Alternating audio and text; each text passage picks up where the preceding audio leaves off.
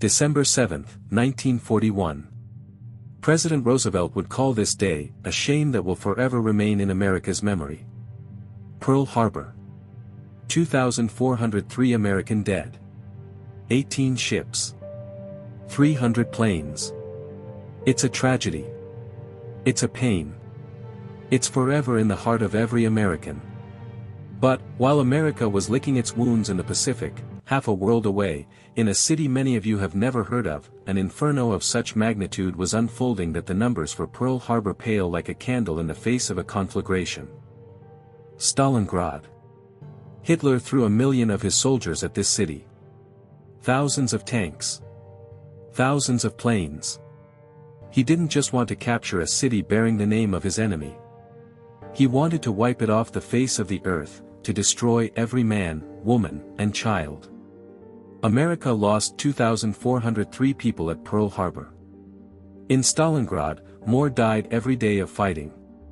Every day. 200 days and nights. Blood. Fire. The Volga burning from spilled oil. Soldiers who lived an average of 24 hours, and officers 3 days. This wasn't just a battle. It was a portal to hell. And today I'll tell you why it was here, in the ruins of a city on the Volga, that the fate of not only the Soviet Union, but of all our freedoms was decided. To understand why Stalingrad became a bloodbath, we need to understand what was going on in Hitler's head in the summer of 1942. Moscow had failed to be taken. The Germans had lost for the first time, frozen, and retreated. Hitler needed revenge, needed a victory that would restore faith in the Reich's invincibility. And he looks south. There, in the Caucasus, is oil. Without it, Hitler's tanks won't move, his planes won't fly. There, in Kuban, is bread. There, on the Volga, is Stalingrad. The city that bears the leader's name. For Hitler, it was a personal challenge. He told his generals, if we take Stalingrad, the Russian spirit will be broken forever. The plan was called Blau, Blue. Hitler divided his Army Group South into 2 parts. Army Group A rushed toward the oil fields in the Caucasus. Army Group B, under the command of General Wakes, advanced toward the Volga, toward Stalingrad. The 6th Army was in the vanguard. The Wehrmacht's finest army. Invincible, having crossed half of Europe. Its commander was General Friedrich Paulus. Precise, meticulous. He had never commanded troops in battle, but Hitler believed in his genius. Paulus was supposed to take Stalingrad in a few days. The Germans were accustomed to fighting with a blitzkrieg, quickly, beautifully, devastatingly. They didn't yet know that what lay ahead wasn't war, but a slaughterhouse from which they would emerge as gray-haired old men, if they emerged at all. And Stalin issued an order that every Russian soldier knows today. Order number 227. It went down in history as, not one step back. There can be no retreat. The city on the Volga is the last line of defense. Beyond that lies only death. August 23, 1942. Stalingrad will never forget this day.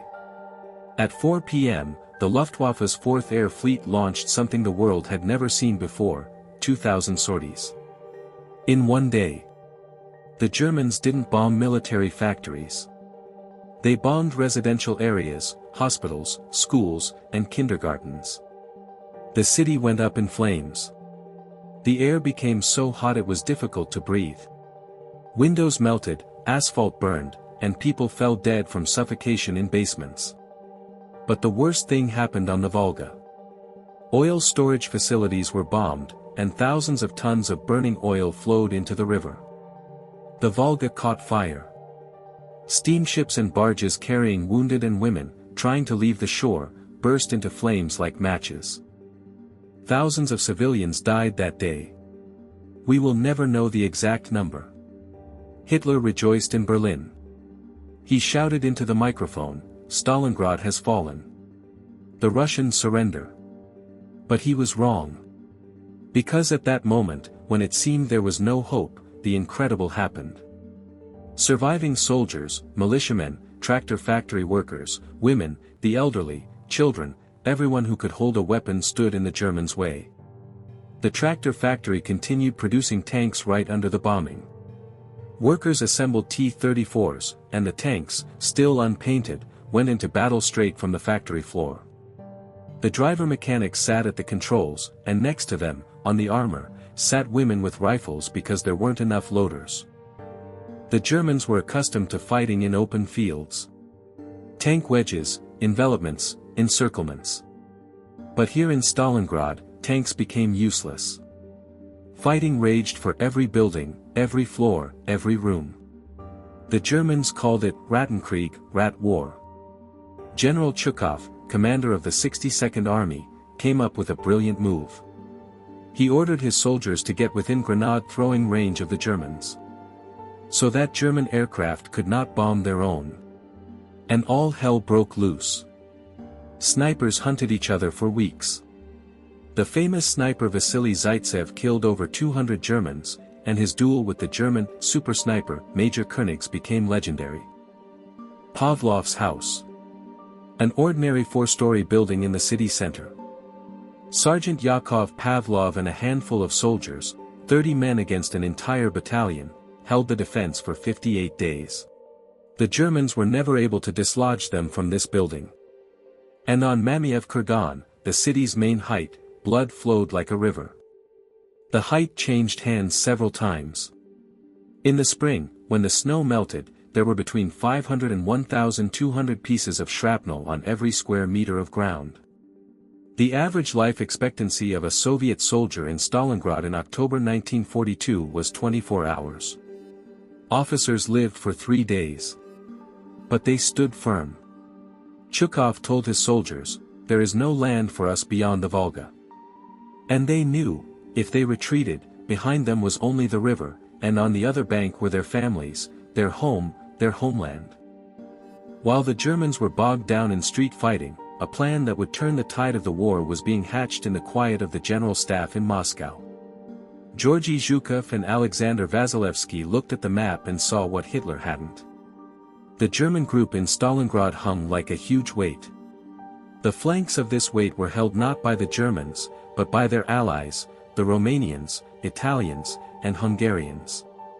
The Romanian divisions were weak, poorly armed, and unwilling to die for Hitler.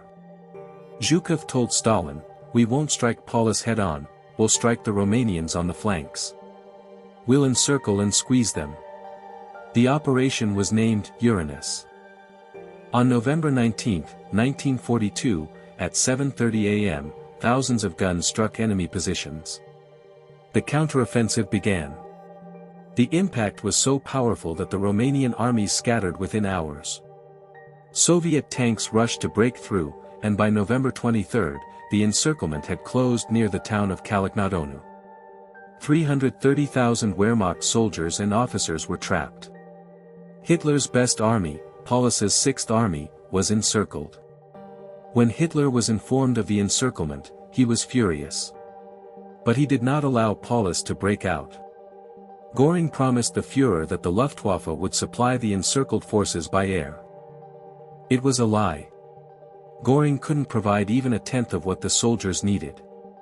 Cold, hunger, lack of ammunition, scurvy, typhus, that's what awaited the Germans in the Stalingrad pocket. Paulus asked for permission to break out. Hitler replied, "Hold on to the last soldier." In December, Hitler sent his best strategist, Field Marshal Manstein, to Paulus' aid. Operation Wintergewitter, Winter Storm, was intended to break through the encirclement and save the Sixth Army. Manstein fought desperately. Only 40 kilometers remained to the encircled forces. The roar of cannon fire could already be heard. Paulus saw flashes from explosions on the horizon. But Hitler forbade him to launch a counterattack. "Hold," the Führer shouted from Berlin. Manstein, exhausted by the lack of reinforcements, retreated. The chance for salvation was lost. By January 1943, the situation for those surrounded had become catastrophic. The soldiers received a crust of bread a day, ate their horses, drank meltwater, warmed themselves in ruins, and froze to death right at their posts. On January 31st, Paulus, whom Hitler had just promoted to field marshal, implying that field marshals do not surrender, was sitting in the basement of a department store. Soviet officers came down to him. Paulus surrendered. On February 2, 1943, the northern group of the encircled forces capitulated. 24 generals and 91,000 soldiers were captured. Only shadows remained of the 330,000-strong army. Hitler was furious.